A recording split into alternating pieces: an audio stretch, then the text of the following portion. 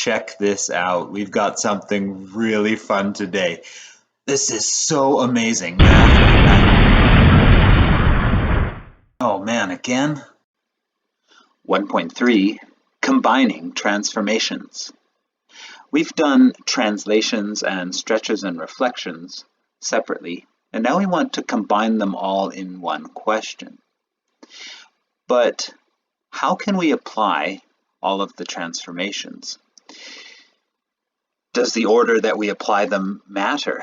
So I've made a simple example here using y equals x squared, our most basic parabola with a vertex at the origin. And I've got 3 transformations listed, but in different orders here. Let's apply these transformations in each of these orders and see what we come up with, see what happens, see if they all work and the order doesn't matter, or maybe only some of them work, and therefore we'll want to stick to applying the transformations in that order. So you can pause this video, give it a try, and restart when you have an idea. Let's look at the first one. Translate down 3 units. So I'll do a quick sketch here. If I went down 3 units, my parabola would be down there. Next thing, vertically stretch by a factor of 2. Now that's going to get a little bit narrower or taller, depends on how you think of it, but this was at -3, the vertex, and that's going to be stretched to -6. And our parabola is going to be a bit thinner. And last one, reflect in the x-axis. So this vertex here at -6 will be reflected up to +6, and we've got a narrow parabola opening down with a vertex at 0, 6. Okay, that's the first way. Let's check out the second option here. First, we'll want to reflect in the x-axis. So that's just opening down. Next, vertically stretch by a factor of 2. So the vertex, again, doesn't go anywhere. You just get a little bit taller or thinner. Next, translate down 3 units. So the vertex would be down here at -3, and it's a narrow parabola opening downwards here. Let's try the next one, vertically stretch by a factor of 2. So that would be here, and it's still opening up, and the vertex is still in the same place, but we're stretching it vertically. Reflect in the x-axis, so this narrower parabola is now opening downwards with the vertex still in the same place. And translate down 3 units, so -3 here, and a narrow or tall parabola opening downwards there. And last option, vertically stretch by a factor of 2. So that would be a narrow or tall parabola, still opening up, still the vertex at the origin. Translate down 3 units. So then our vertex would be at -3, and it would be a tall, narrow parabola there. And last, reflect in the x-axis. So this one at -3 would now be at +3, and it would open down, and it would be a tall or narrow parabola. Now, the other thing students often want to do is get the equation for this. So let's work with the equation. You can see also in a calculator how these would look. If we wanted to translate down 3 units first, I can make that happen by adding brackets. So my original equation was y equals x squared. So I'm just going to add brackets and say down 3 units first. Then vertically stretch by a factor of 2. Vertical means it's outside the function, so I'm going to put it in front here. And I'll add brackets just to make sure that happens next. And then reflect in the x-axis. That'd be a negative outside, and I'll put that outside here to make sure that happens last. Now I can clean this up a bit. This is y equals the -2 is here, and I can distribute that into this inside binomial here. So -2x squared plus 6. And that's what we have come up with here. We've got a vertex here at 0, 6, and it's been stretched and it opens down. How about this one? What would it look like? Well, y equals reflect in the x, so I need that reflection to happen first. So I'll put brackets around that, make sure that happens first. Vertically stretch by a factor of 2, so I'll put that there. And then translate down 3 units. Now I'll put some brackets, but really the order of operations will make this happen last anyways. If I clean this up, it looks like y equals -2x squared minus 3. And you can see that makes sense. We're opening down, we've stretched it vertically, and the vertex is at 0, -3. Let's do this one. We've got y is equal to vertically stretch, so let's do that first, and then reflect, and then translate down. And when we sort this one out, we can see why it looks the same as option B, because the equation is the same. So those two actually worked out the same way. And last, this one here, y equals 2x squared, translate down 3, and then reflect. And when I clean that up, it's going to be -2x squared, and I distribute in the negative, and it's plus 3, and that's why the vertex is at 0, 3. Now looking at all of these, let's answer this all-important question down here. Which ones worked? Well, they all did something. I mean, we got a result from each of them. Which is the result that we want, though? Now, logically, I guess we could have picked any one of these, but logically, we might be looking at the vertex. And if I looked at these 3 things, reflecting, well, they all ended up reflecting. They all ended up opening down, so that's not really the concern. Vertically stretching, yeah, they all ended up taller or narrower, so that wasn't the concern either. It's actually this thing here. Translate down 3 units. Well, this one looks like it moved up 6 units. So that doesn't match my description very well at all. So we'll say this one did not work. Translate down 3 units? Yeah, look at that. The vertex started off here and it is down 3 units. Same with this one. And this one looks like it went up 3 units. So which ones worked? Well, I would say B and C followed our descriptions the best. The ones that worked both had the translations last. The ones where we put the translations before, this translation actually got stretched and reflected, and so it actually changed what we wanted the translation to be. Same with this one here. When we translated this one before we reflected it, then the translation got reflected. So it looks like we need to do the translations last, and the reflections and stretches, reflections, don't matter because they both end up to be the same. So the safe way, or the way that's most commonly taught to apply transformations, is SRT, stretches, reflections, translations. But I don't know who made this up. It's not even in alphabetical order. If you put it in alphabetical order, it would also work. RST, reflections, stretches, translations.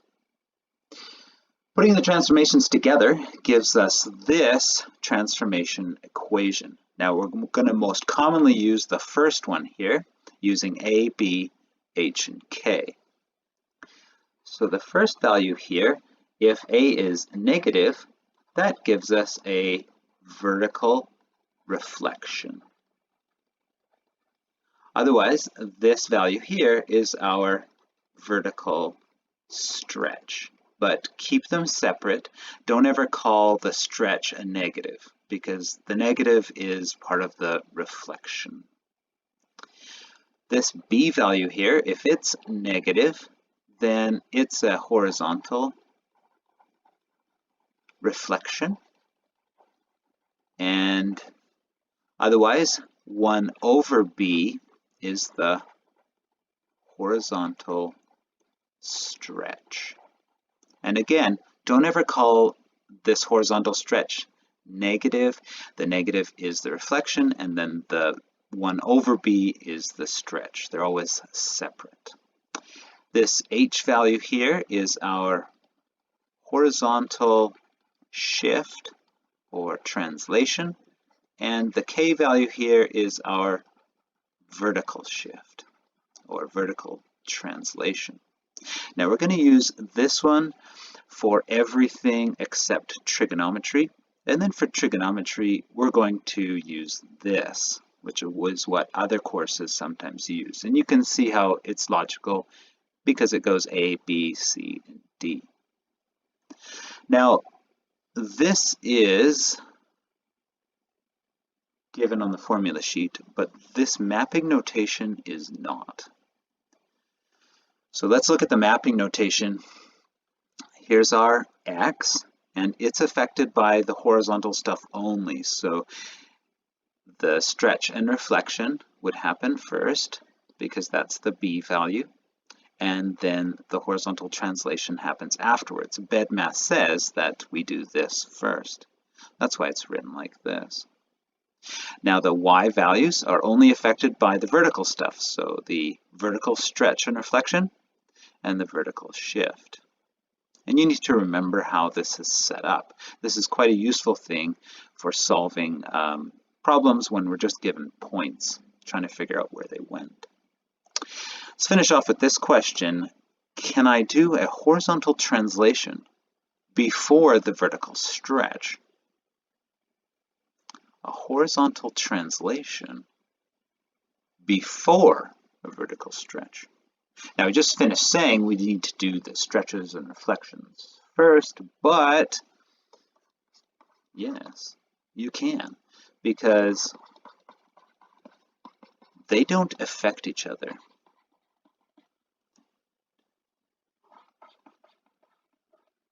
Affect each other.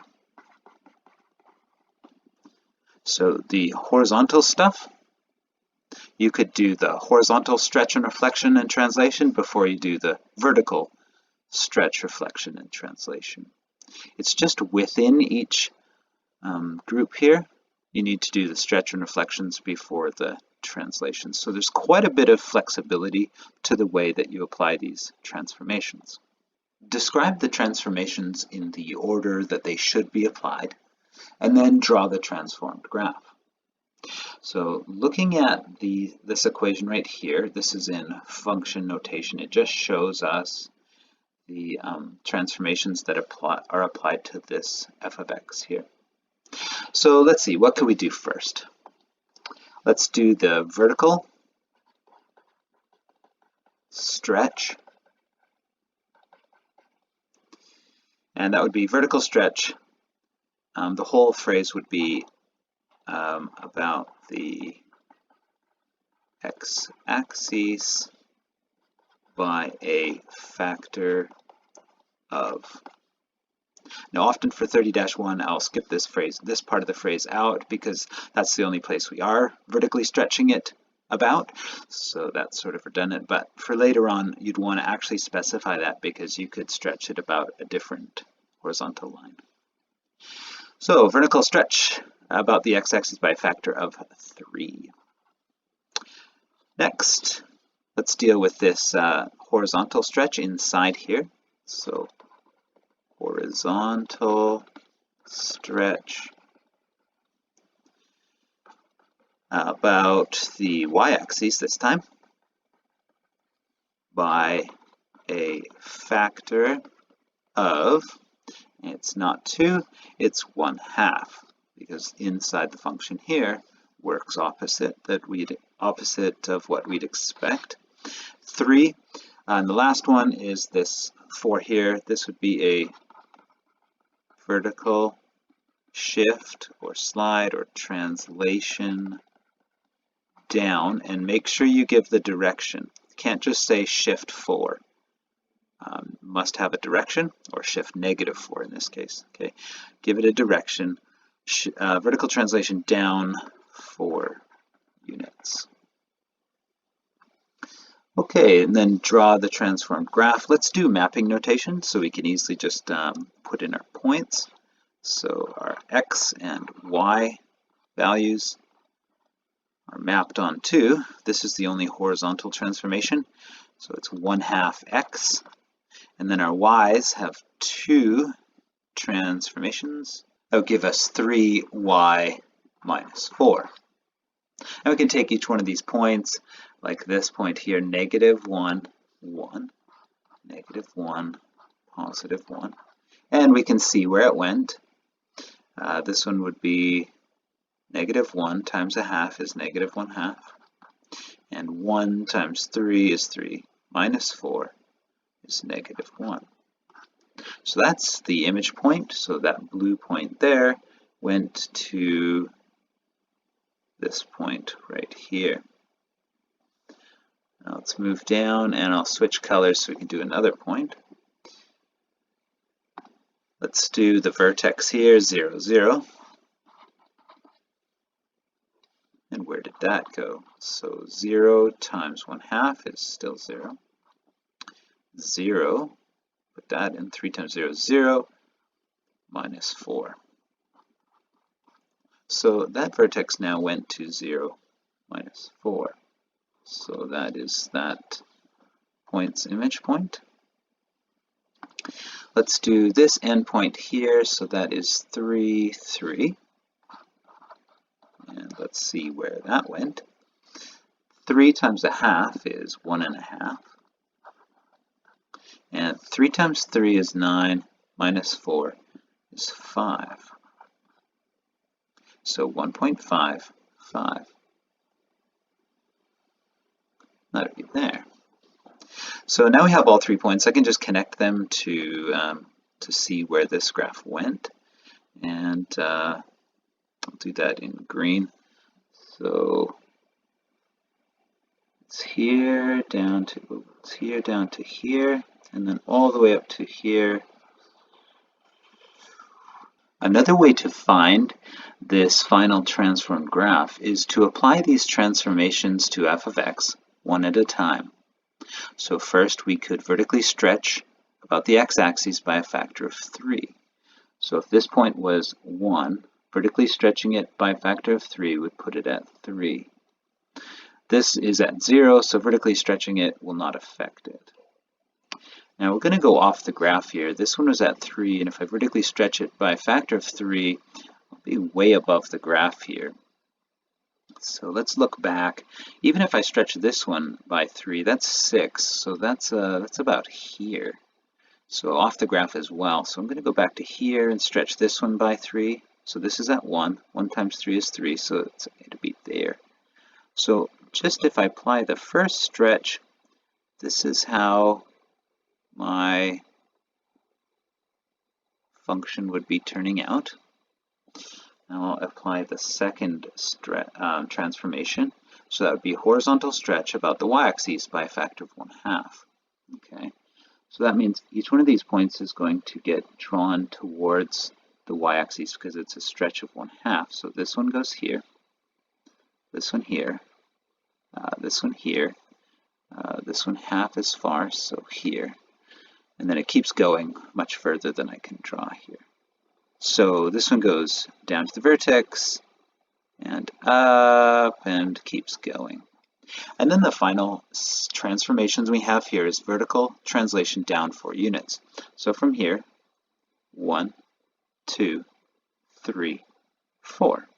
Vertex also, 1, 2, 3, 4.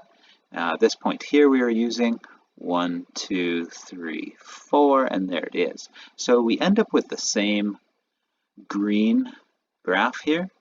It's just maybe mapping notation is a bit easier because it is less messy on the graph, but it certainly does work to apply the transformations one at a time to get the end result. F of x is equal to x squared, our most basic parabola. And it's transformed with all of these transformations. Now remember, this is f of x, so we don't see the actual function here, the actual squared function, in here because we're just seeing the transformations that are applied to f of x. We want to draw the graph of the transformed function and find the new equation. So the first method I'll use is using mapping notation, finding points and transforming those points. But first we need some points that are on this graph. So let's start with that. Original. Now I know this graph very well. We've been working with it. I know it's got a point there at 0, 0. I know the next point goes over 1, up 1. So the next point is 1, 1. The next one is 2, 4. And the next point is 3, 9. But that's off my graph, so this is as far as I'm going to go. I also know it's symmetrical. So I'm not going to do this negative side explicitly. I'm just going to copy what I have here. So first I'll just draw this in, even though the question doesn't ask for this. Just draw it in just so I can see the shape and remember what this thing looks like. Okay, now let's actually get our mapping notation. So every point x, y here has been transformed. Now you need the transformations from this. Okay, so what happened horizontally to the x value? Well, we have a horizontal stretch by 1/2. So it's opposite this. So 1/2 x. And this, when I see -4, that means I'm shifting to the right 4 units. So shifting to the right 4 units. My mapping notation matches my verbal or written transformation, and the equation inside is opposite that. All right, the y's are not opposite, they're easy. -1/2. Wherever you see the f is what you replace y with. So I just need to do -1/2 and then y. So just remove this whole thing because f of x is our y, and then +2. There we go. Let's run through each one of these points and see where it went. So 0, 0. 0, put it in here, is 4. 0, put in here, is 2. 1, 1 becomes, looks like 4.5. I put 1 in here, so 4.5. And I put 1 in here, and that gives me -1/2 plus 2. That would be 1.5. 2, 4. Okay, so I put a 2 in here. That gives me 1 plus 4 is 5. And 4, I put a 4 in here, times -1/2 is -2 plus 2 is 0. And then I'm just going to use symmetry to find the left side of this parabola here. So 4, 2 would be my vertex. It's all the way over there. 4.5, 1.5 is there. And 5, 0 is there. Now this is my vertex, remember, so my other points would be symmetrical around there. So there. And that's as far as I got, so we'll just go from there, draw this. And there is my transformed graph, using mapping notation and transforming each point here. Let's work with the equation. So my equation was f of x equals x squared, and now I'm changing it. So here's how it would change. Y equals. Everything that's outside the f of x, we just write it exactly how we see it here. So -1/2. And then we come up to the f of x. And the +2 is outside, so I'll just write that in at the end here. Okay. Then I'll change color. So inside the f of x is where we actually have to put this stuff here in here for x. Okay, so it says wherever we see an x, we need to replace it with 2 bracket x minus 4 bracket, all of that stuff. So that's going to replace this. So instead of x squared, we have to put in all of this. 2x minus 4, and then it's squared, like that. And we could clean this up a bit here. So let's see what we can do with that. We've got y is equal to, now this is squared, so let's do that first. That would be 4, and I'm going to leave this as squared. I'm just going to get this out of here. Now, oops, where's my brackets here? Here they were. Now 4 has been freed up here. It's no longer being squared, so 4 times negative 1/2 is negative 2x minus 4 squared plus 2. Now this is in vertex form. You can see that it opens down. It's been stretched here by a factor of 2. It opens down, and instead of going over 1 down 1, it goes over 1 down 2. Its vertex is at 4, 2. And that's why we see the vertex at 4, 2. What is the equation of the transformed graph g of x, assuming that f of x is the original? So let's first write out the transformations that happened here. So we see that this one is more narrow, and it's doing what the last one did. It goes over 1, down 2. So this has been reflected in the x-axis. It's also been vertically stretched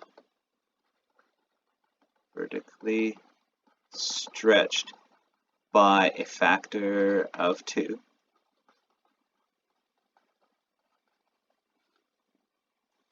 The vertex is unaffected by the reflections and the stretches, so that's a good point to follow to see how did it get up there.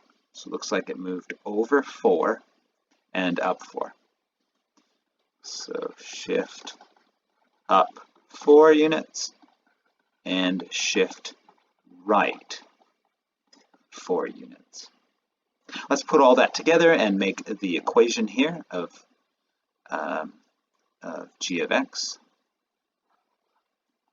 So g of x is equal to. Let's use f of x first and apply this to just f of x in function notation. So this one's vertical here, this one's vertical, and this one's vertical. So the only thing that's going inside it is this one here. So we have a negative 2, and then my f of x shifted right 4. So that means I need to put x minus 4 inside the function, and then shift up 4. That's vertical, so that's outside, so that'd be like that. Now, we actually have the function, it's x squared, so there's no reason why we would just leave it like that. We could go one step further and do negative 2 and actually use the function. The function is a squared function, so I don't put f anymore. I use the function itself. And the function is, we take this and we square it. So we take that and square it. So that is the equation of g of x. What transformations are shown here in function notation? So let's deal with this one first here.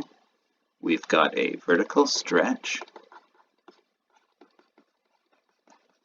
by a factor of 3. We could do this one next. What we see inside there is a horizontal shift 2 to the right. And last is this plus 2 here. I'll number these so you see which ones we're talking about. Okay, and this one is a vertical shift up 2 units. What does the mapping notation look like for these transformations? So x and y is mapped onto, we just take our b value, and in this case our b value is 1. Okay.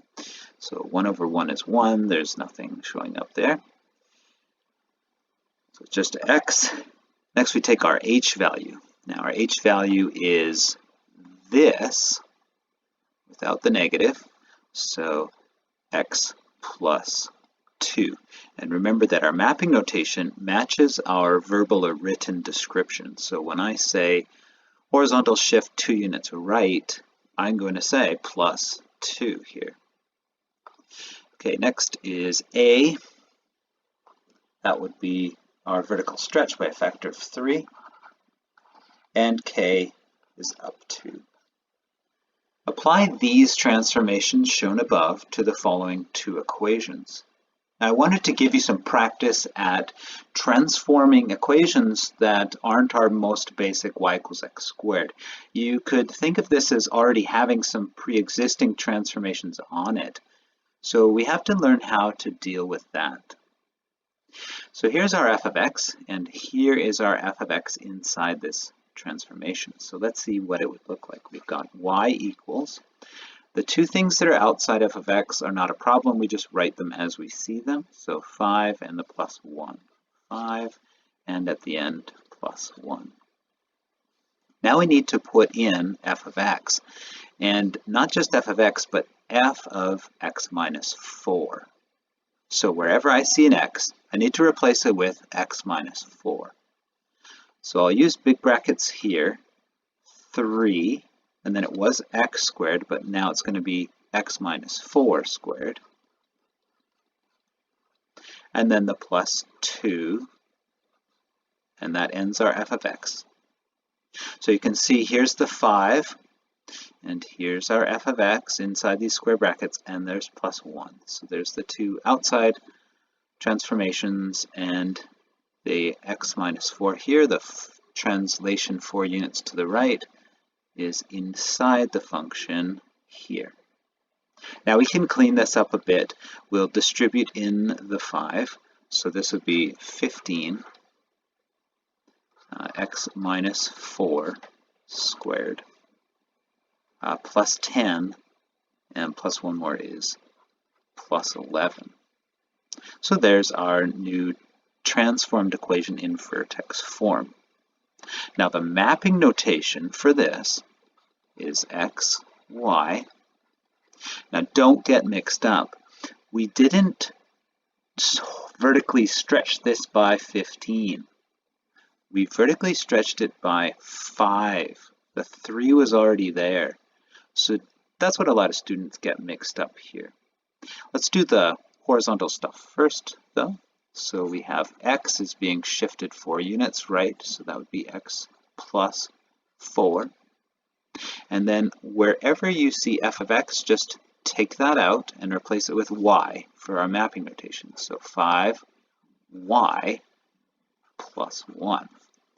And that is the mapping notation for these transformations. Let's try it on the next one here. This one's got 2 x's, so it's a bit more complicated yet. We got y is equal to, and the 5 and the plus 1, they stay outside, so we can just write that, 5, and then plus 1 outside. Now the inside stuff, and remember, it's almost this, except we need to replace all the x's with x minus 4. So 9 x minus 4 squared minus, then again here, x minus 4, and then the plus 2. And that would be our new equation. Now let's clean this up just for fun. So let's distribute in the 5 and also multiply out this binomial here. So 45, and then x squared minus 8x plus 16. And then we've got a 5 times negative x. And this would have been a negative times a negative, so positive 4 times 5 is 20. And 2 times 5 is 10. and then we got a plus 1 at the end. Now distribute in the 45, so 45x squared minus 360x plus 720 minus 5x plus 31, and that should be 45x squared minus 365x plus 751. Ugh. Nice. Okay, and now what's the mapping notation for this question? Well, it's the same because it underwent the same transformations as this question. Even though the end result looks much different, the mapping notation is the same because we did the same transformations on it. Same mapping notation. Don't get mixed up. This isn't a stretch by 45. It's a vertical stretch of 5. Same here. The 9 was already there. Combining all these transformations actually covered a lot of outcomes, which is why it's a problem to try to separate them and only study them in isolation. So we have understanding translations, we've got understanding stretches, and we've got applying translations and stretches, and also reflections. Here's some questions from the textbook. Give them a try, see if you know what you're doing.